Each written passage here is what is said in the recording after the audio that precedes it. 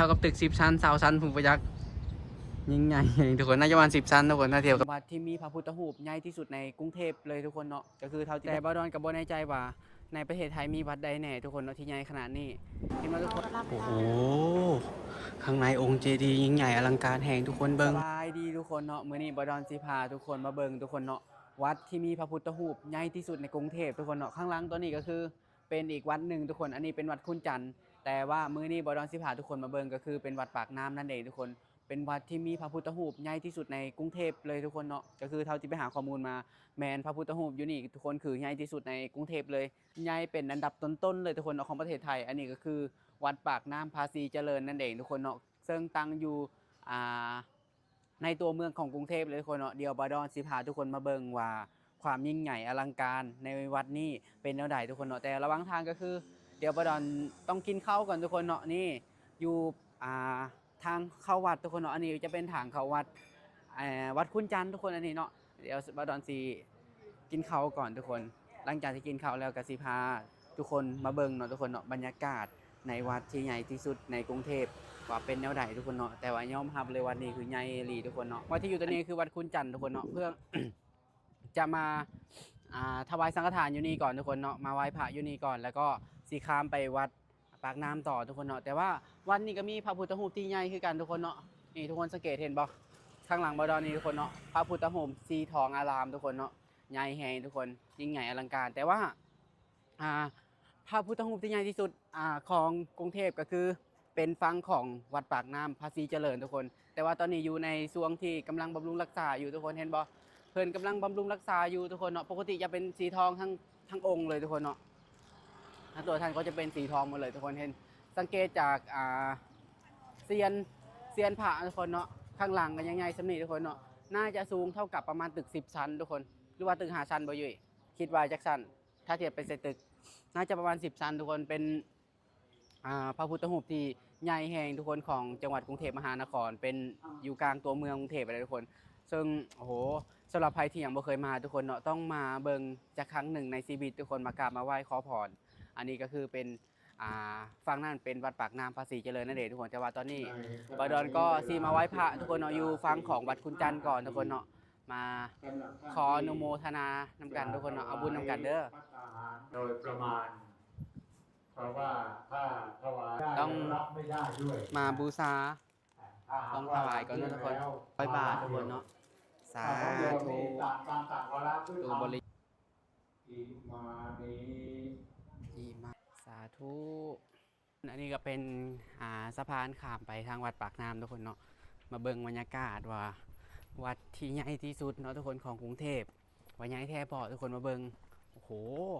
ยามมอนี่ก็จะเป็นเนาะทุกคนเนาะเป็นเสียนของพระพุทธรูปทุกคนเนาะที่เพิ่นกำลัง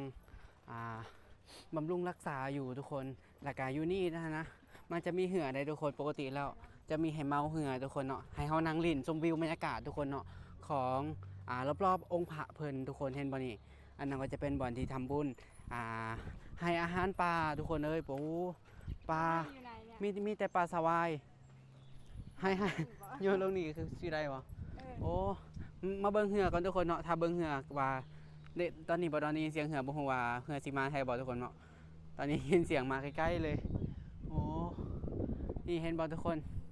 อันนี้คือวิวบรรยากาศเนาะทุกคนเนาะหอมๆโอ้เหือมาแล้วทุกคนเนาะนี่แหละเหือตัวนี้ที่อยากขี่นะว้าวอันนี้คือวิวแบบกลางใจเมืองกรุงเทพไปเลยทุกคนเห็นบ่เป็นวัดที่ค่อนข้างใหญ่เลยทุกคนเนาะเป็นใหญ่ที่สุดก็ว่าได้ทุกคนเนาะแต่บาดอนกับบ่แน่ใจว่าในประเทศไทยมีวัดใดแน่ทุกคนเนาะที่ใหญ่ขนาดนี้เห็นบ่ทุกคนอันนี้กำลังอยู่ในช่วงบำรุงรักษาอยู่เห็นบ่ยังกระเจ้ากำลังบำรุงรักษาท่าซีใหม่ทุกคนน่าจะประมาณท่าซีใหม่แหละนี่อันนี้ก็จะเป็นเรือทุกคนที่ให้นักท่องเที่ยวมาเช่าเนาะทุกคนเนาะเช่าก็คือน่าจะประมาณบ่แน่ใจว่าชั่วโมงเท่าไหร่ทุกคนเนาะเห็นตอนนั้นบาลคอนี่แหละบาลคอนี่เราเคยเช่าอยู่ทุกคนเรือตัวนั้นเนาะน่าจะประมาณ500แหละบดอนกับบ่แน่ใจคือกันทุกคนว่าตอนนี้ราคาเท่าไหร่นี่ลองขี่เรือบ่ครับวะเดี๋ยวมาเบิ่งฟังนั้นน้ำกันทุกคนว่าเป็นแนวใดเนาะโอ้แต่ว่ารู้สึกว่าวัดนี้ใหญ่แฮงทุกคนเดี๋ยวบดอนสิพาทุกคนขึ้นไปข้างเทิงเลยเนาะว่าอยู่ข้างเทิงน่ะมีหยังแหน่ทุกคนโอ้โหตอนนี้กำลังอันนี้แล้วมาเหมือนนั้นกำลังตอกเสาเข็มอยู่เห็นบ่ นี่เฮ็ดแล้วทุกคนไวแฮงเพิ่นแบบพัฒนาไปเรื่อยๆทุกคนวัดนี้เนาะเพราะว่านักท่องเที่ยวก็หลายวัดนี้นะนักท่องเที่ยวหลายเลยที่เพิ่นมาเฮ็ดบุญเนาะทุกคนเนาะเพราะว่าคนลาวคนไทยเนี่ยมาเฮ็ดบุญแห้งทุกคนเนาะเพราะว่าเป็นศาสนาพุทธนะทุกคนเป็นเรื่องปกติเนาะซึ่งเพิ่นจะมาเฮ็ดบุญแห้งทุกคนเดี๋ยวบ่ดอนสิไปข้างในก่อนว่าเป็นแนวใดว้าวเข้ามาในวัดก็รู้สึกว่าเย็นลมชมชื้นแห้งทุกคนนี่ดีทุกอย่างทุกคนเนาะมีที่ปรับอากาศเนาะโอ้โหฮอนๆแบบนี้ทุกคนเนาะได้อายน้ำเย็นๆมีที่ว่าโอเคเลยทุกคนมาเบิ่งน้ำกันทุกคนเนาะข้างในอันนี้โอ้เสียดายเนาะทุกคนเข้ามาในส่วนที่เพิ่นกำลังบำรุงรักษาอยู่ปกติเราเป็นองค์พระสีทองเลยทุกคนเนาะองค์พระเจ้าเป็นสีทองเลยทุกคนเนาะเลื่อมแต่ว่าเสียดายเข้ามาส่วนนี้เพิ่นกำลังบำรุงรักษาอยู่เห็นบ่ทุกคนนี่อยู่ในส่วนบำรุงรักษาอยู่ปกติเลยเป็นองค์พระสีทองเลยทุกคนแต่ว่าตอนนี้เพิ่นกำลังทาสีใหม่ทุกคนน่าจะมาทาสีใหม่แหละเบิ่งนี่โอ้เบิ่งห้องน้ำสะอาดทุกคนวัดนี้เป็นวัดใหญ่เลยสังเกตจากห้องน้ำทุกคนเนาะโคเป็นห้องน้ำก็ถือว่าสะอาดแฮงทุกคนนี่โอ้บดอนมีปิดทองทุกคนเนาะมีปิดทองหน้าผากด้วยนะทุกคน วายยังถึงก็ต้องปลดเกิบก่อนทุกคนเพื่อให้เกียรติสถานที่นะเพราะว่าทุกคนต้องปลดเกิบทุกคนเดียวสิพาขึ้นไปเนาะมีลิฟต์พร้อมไหนว่าธรรมดาทุกคนเนาะอยู่นี่มีลิฟต์พร้อมทุกคนเนาะบ่ต้องย่างขึ้นให้เมื่อยเพราะว่าสูงแห้งทุกคนเนาะอ๋อเท่ากับตึก10ชั้นเลยน่าจะเท่ากับตึก10ชั้นทุกคนความสูงนะนี่โอ้ถือว่าเท่าที่เคยไปมาเนาะทุกคนเฉพาะจังหวัดกรุงเทพนี่เป็นวัดนี่แหละบดอนรู้สึกว่าสวยมากเราก็รับ โอ้ ตา โหข้างในองค์เจดีย์ยิ่งใหญ่อลังการแห่งทุกคนเบิ้งปาดแล้วอันนี้เท่าที่สังเกตเนาะทุกคนเนาะบดอนบ่ในใจว่าอันนี้คือน่าจะเป็นรูปปั้นของเจดีย์ด้วยที่เฮ็ดด้วยแก้วทุกคนสังเกตเบิ้งเนาะอันนี้คือเฮ็ดจากแก้วทั้งหมดเลยทุกคนสังเกตเห็นบ่ทุกคนเนาะพวกพญานาคทุกคนเนาะหอมๆนี่น่าจะเห็ดขึ้นด้วยแก้วทั้งนั้นทุกคนเนาะโอ้น่าจะเป็นแก้วทั้งหมดเลยมีใครฮู้ในว่าคืออย่างทุกคนเนาะลองคอมเมนต์มาเด้อมาคอมเมนต์ให้บอดออนฮู้ในทุกคนว่าอันนี้คืออย่างอันนี้เพิ่นบ่ให้จับเลยทุกคนเนาะเพราะว่าชำรุดง่ายทุกคนน่าจะไม่แข็งแรงดูแล้วเนาะโอ้ยิ่งใหญ่อลังการแฮงทุกคนในข้างในมีทางขึ้นอีกเหรอ มีทางขึ้นแต่ว่ามันหอนถึงนี่มาเบิ่งข้างนอกทุกคนเนาะรอบๆพระ น่าจะเสียงดัง กรุณาเสียงดังว้าวนี่ทุกคนเห็นบ่ก็จะอยู่ในเห็นวิวของกรุงเทพมหานครเลยทุกคนเนาะเห็นวิวของตัวเมืองเลยนี่วัดสูงใหญ่เท่ากับตึก10ชั้นทุกคนนี่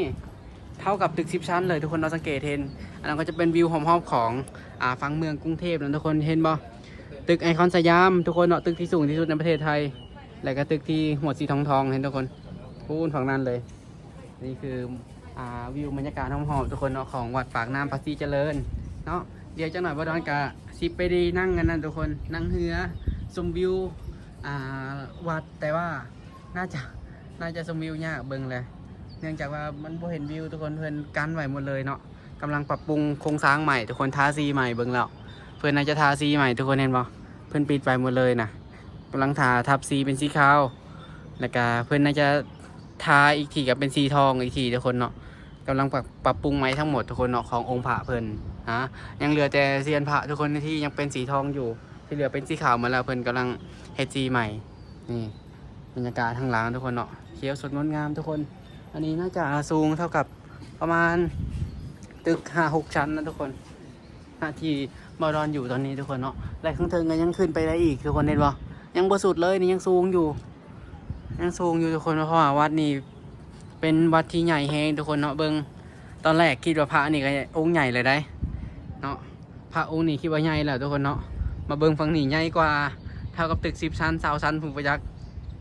ยิ่งใหญ่ทุกคนน่าจะประมาณ10ชั้นทุกคนถ้าเทียบกับตึกเนาะ10ชั้นได้อยู่บ่ฮอด10ชั้นก็5-6ชั้นแหละเกือบแล้วค่อยว่าโอ้ยงามแฮงทุกคนบรรยากาศเห็นบ่อันนี้คือ เท่าที่ความรู้สึกมาเนาะทุกคนเนาะเป็นเท่าที่ไปหาข้อมูลมาก็เป็นวัดที่มีพระพุทธรูปใหญ่ที่สุดของจังหวัดกรุงเทพมหานครทุกคน แต่ว่าน่าจะมีสำหรับประเทศไทยแหละทุกคนน่าจะมีวัดอื่นเนาะทุกคนที่มีพระพุทธรูปที่ใหญ่กว่านี้แต่ว่าสำหรับกรุงเทพแหละก็คือเป็นวัดนี่แหละทุกคนเนาะวัดปากน้ำภาษีเจริญเป็นวัดที่มีพระพุทธรูปใหญ่ที่สุดแล้วทุกคนเนาะอันนี้คือพามาเบิ่งเนาะทุกคนเนาะบรรยากาศห้องวัดว่าเป็นแนวไหนทุกคนเดี๋ยวบดอนกาสิลงไปแล้วทุกคนเนาะจังหน่อยขอนั่งพักผ่อนก่อนแป๊บหนึงก็สิลงไปทุกคนเห็นบ่โอ้ตึกมีแต่สูงๆมาทุกคนเนาะสัมพอละแผ่นดินไหวเขาเจ้าจังยานโอเคเนาะสำหรับคลิปนี้ก็ขอจบไปซ้ำนี้ก่อนทุกคนก็คือมื้อนี้ก็เป็นบรรยากาศที่ได้พาทุกคนมาเบิ่งเนาะวัดที่มีพระองค์ใหญ่ที่สุดในพระพุทธรูปใหญ่ที่สุดในกรุงเทพทุกคนเนาะก็ขอกราบคำว่าสบายดีทุกคนฝากกดติดตามเนาะทุกคนเนาะช่องบอยดอนในเดือนทุกคนกำลังเริ่มต้นเป็นยูทูบเบอร์ใหม่นะทุกคนเนาะกำลังพอได้มีค่าขนมทุกคนกินแต่ละเดือนเด้อฝากทุกคนกดติดตามบอยดอนในเด้อสบายดี